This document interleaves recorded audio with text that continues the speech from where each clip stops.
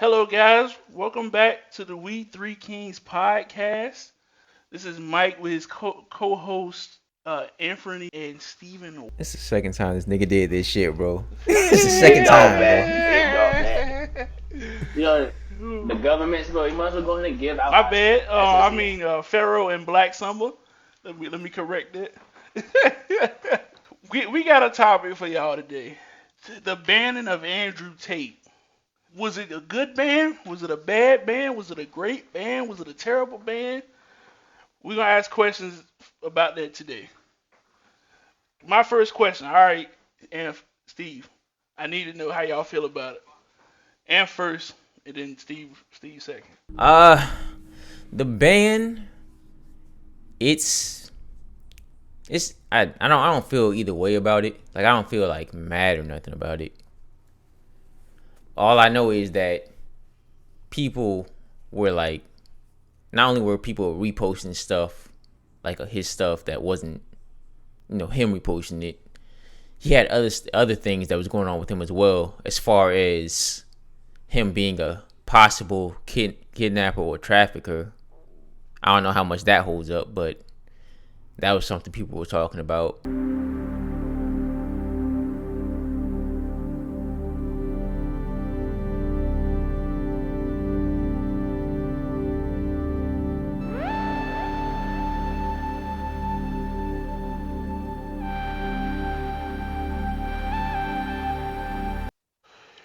Yeah, the We3Kingz got to talk about a bit more on the allegations against Andrew Tate. Yeah, because it was wild. I left off on the I just said he kidnapper and trafficker, and I just left off on that. So to add on to what Anth had said,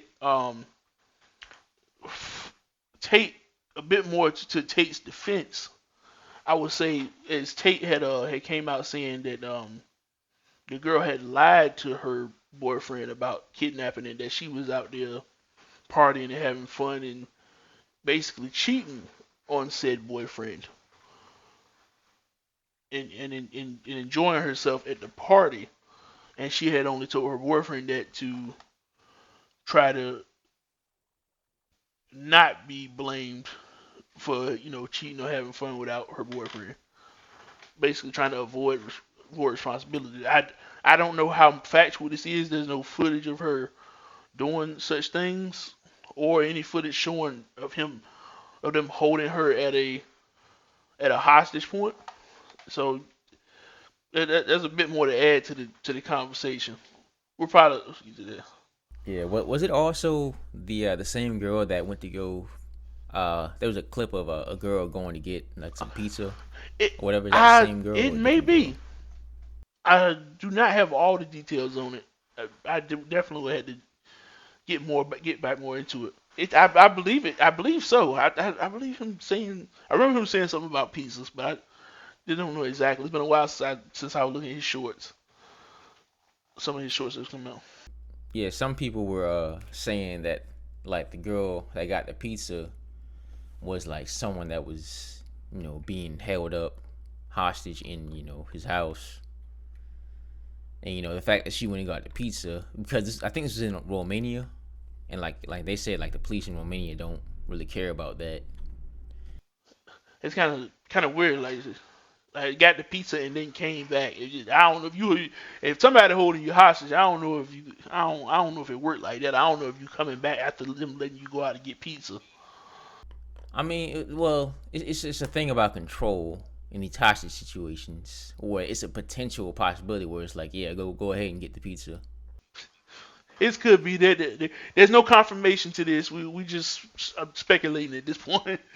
It's kind of there's some legitimacy to it a little bit, but not enough to condemn either side at the moment completely. But I will add we will add on to this another part of the discussion was this sort of type of I believe Anthony said it was like his disrespect of women. I believe you said, and I was telling you that his from his dialogue, the way he speaks, it was more like extremely more traditional as in man's breadwinner, woman takes care of the kids in the house. And I mean, I don't really think that's a bad way to live, but I would say modern times is very hard to live unless, of course, you make above a certain amount of money. I would say that's how I feel about it. Anything that Yeah, for sure. Yeah, you definitely gonna have to make a pretty big bag to be the sole breadwinner. you definitely, I would say you probably, because you wouldn't, it would be hard to make it off of 30 or 50 grand. You probably want at least you want at least 75 to 100, and that's still like you got a lot of like bills, insurance, all the, all that stuff adds up. So I would say probably more like 125, maybe 150, and that also depending on the area, your location. Some locations 100,000 isn't anything. You need more than that. And other locations 100,000 you'll live like a king. So there's a bit more, just a bit more to this cast that we had to know. Yeah, like you can live like a king in like North Dakota, bum ass state. That's But not, nah, I ain't gonna bring that back. We just wanted to add on to I'm kind of other scared because we're allegations. gonna end up pulling up to that state one day, and this man's they gonna remember this man Pharaoh. They be like Pharaoh for every real one. Anthony. I'm not gonna say the rest because I ain't trying to have them pull up on you all the way in Virginia. Yeah, man. It's like I ain't gonna put you on the golly, spot bro, like they that. gonna pull up right on me. I mean, right now I did give him the first First name, name. so I mean it's the. First name, I mean, it's whatever. First name is whatever. I To me, mean, if they come you to gotta you, do it. some people pull up in some wolf pelts or some with some AR-15s. I mean, just tell them no. I ain't say that. Yeah, nah, I'm not coming outside no more.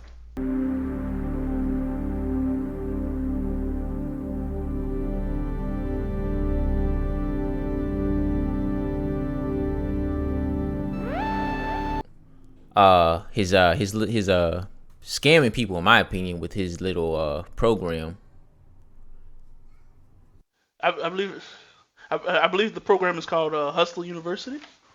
Yeah, yeah, and basically the program is just to sucker people who don't have any type of direction in their life out of their money.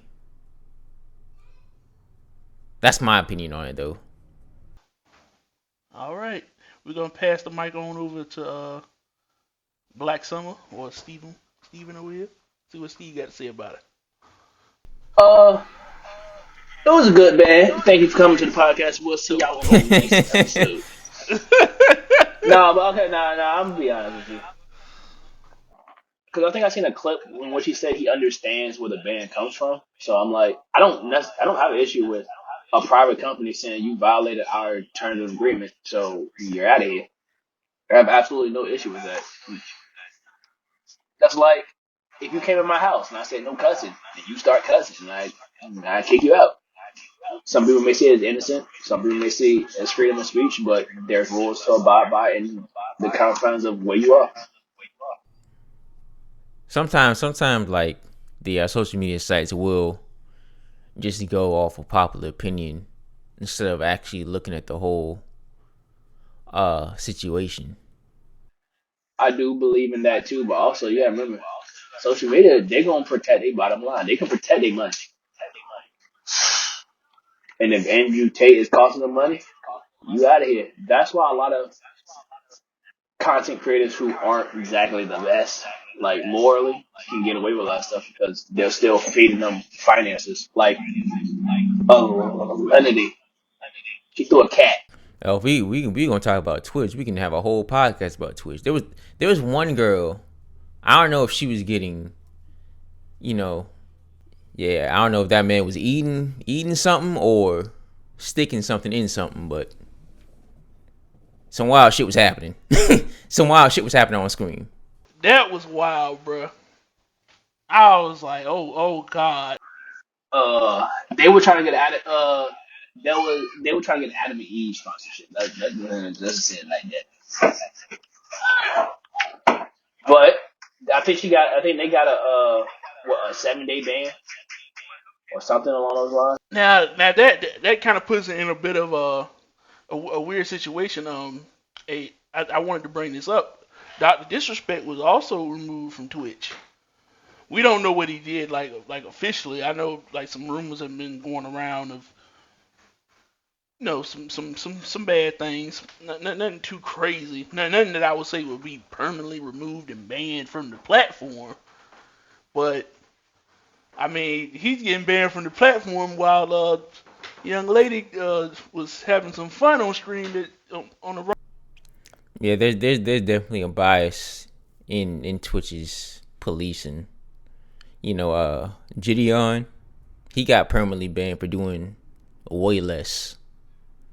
There's a lot of I guess Kai and Rage got banned at one point for doing less. A lot of them guys, although they bring a lot of traffic to Twitch, it took them a while to get partnered. Like Kai, took him a while to get partnered. I think Rage got partnered a little bit before he hit 1 million. So it just seems like if you look at the other side of things where it's a female that may or may not be doing something provocative. I was watching I think it was a playback. I think it was a playback with Low and Asian. I think Asian came across this website that pretty much says that Twitch has a third party that decides on their bans and stuff like that, so they can try to remain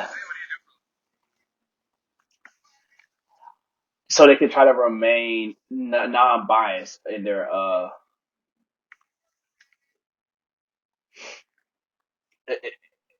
stuff. But at the same time, I'm like, if you're not being aware of who's being banned and how things have been operated, how can content creators, not just Twitch, just really all the way around, how can content creators avoid breaking like code of conduct or breaking your stuff? Because I can't avoid it if there's no clear guidelines. Like a lot of streamers don't mind. I mean, they mind because they're cost of like their way of living. They don't. They understand being banned or punished for breaking rules. That's life. You do the crime, you do the time. But if there's no constant, there's no law, there's no equality in the punishment, it's hard to be like, yeah, that's me right there. Yeah, most definitely. I do believe that there's a lot of favoritism going on. We'll probably end up getting into the politics about a lot of these situations, maybe on later streams, more than likely. As far as the Andrew Tate situation goes, it's it's a weird one for me. I'm right now. I'm on the side of free Andrew Tate. I guess technically would be the tag. Some of his content it was kind of annoying, but I kind of like some of his content coming through. I didn't even really get to know who the guy was until I came up with some YouTube shorts, scrolling through YouTube. So it's like, oh, and I mean some of the things he was saying I was agreeing with, and some of the other things he was saying was crazy. It was out there. That's the interesting thing you brought up though about the shorts, because the shorts doesn't really tell the whole story. And then it's easy to paint Andrew Tate in a bad light if you only clip parts of statements without full context. Oh yeah, yeah. But I'll say this to that, Mike. I don't have an issue with them banning him because it's their platform, right? You break the confines of the agreement. But it was a conversation that we had prior to you coming in. What Andrew Tate is, he is a symptom. He is not the disease. And I say that to say this. There's a reason why people like Kevin Samuels and Andrew Tate exist. Not because we have an issue with certain men or whatever, but we have to, where do they come from? Who are their target audience? Who are they? What is creating these people? Like them, Fresh and Fit, you have mediocre thoughts. I can't remember his name. But you know what I'm talking about. So, but my thing is like these people exist for a reason. So is Andrew Tate the problem, or is there something within our society that creates a demand for people like Andrew Tate? I do okay. I do agree with that too. And like for me, it was because there are some other people that I feel like that are in their realm a little bit, like Joe Rogan and what is his name? Jordan Peterson. There you go. That's right. Joe Rogan and Jordan Peterson also have said like similar things that relate to what Andrew Tate, Albert Preach, and a lot of them have said. They kind of fall in a similar situation, but also that's a bit more like that's deeper on that one. They would probably have our own podcast for when we go down the list of creators who it feels as though them getting so big is based off of a lot of young men feeling like they need more guidance in their lives. That's what I feel like it is. Yeah, they're probably angry off of not accomplishing things they think they should, or they want a sense of belonging. Or let's keep it simple. Let's call it what it is. Does Andrew Tate exist because of our desire for controversy and drama? Because I was watching I want to say it was Albert Preach. I want to say it was Albert Preach, but it's probably the playback. But they were essentially saying, are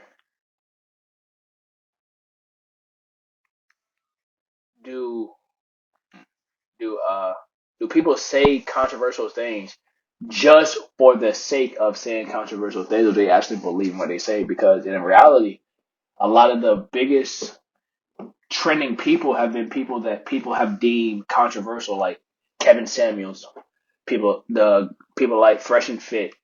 Those people are the ones that get a lot of the recognition because they're the ones that's being shared. Way further back, all the commentary channels like fucking Leafy and I guess iDubbbz and Sam Pepper, I think that's his name. You can even get outside the room of YouTube and go to like Paris Hilton or fucking Kim Kardashian. Or Wendy Williams or Ellen, people who spark controversy. Hey, you or take that talk back about Ellen. like She's a like, saint, okay, one is and I will not stand for this. Saint Bernard, but the biggest, like, okay, let's not. Oh, yay, Ellen gave us Dory. Great. Anyway, so we can go back even further. We can use people like Maury or Steve Wilkos or Jerry Springer. Dang, Steve, you stole what I was going to say. I was going to say Jerry Springer. I was thinking about it. I was like, Because if you truly look at it, they are profiting off drama. Well, like I don't want to say traumatic, but like drama within people's lives. I say stuff like Judge Judy and Judge O'Brien, but they're judges, so that's a little different.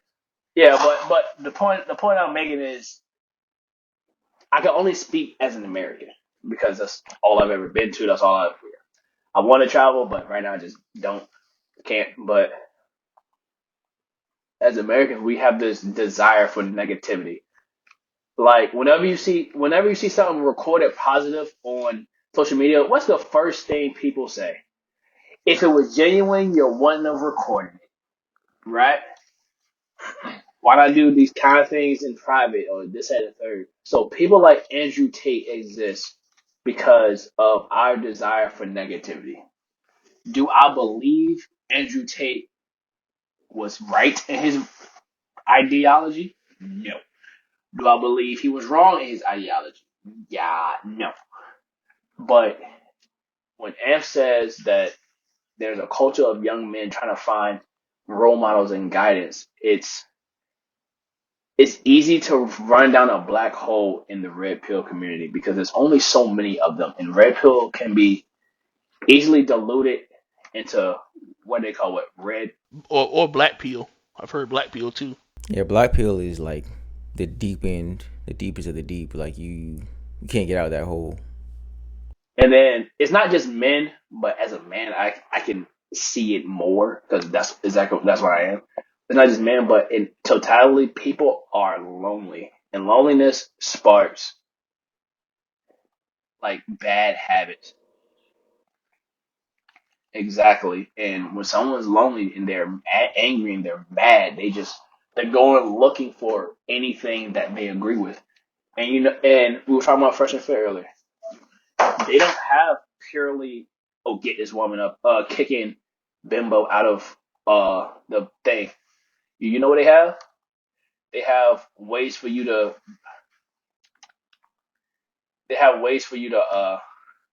make money. They have ways for you to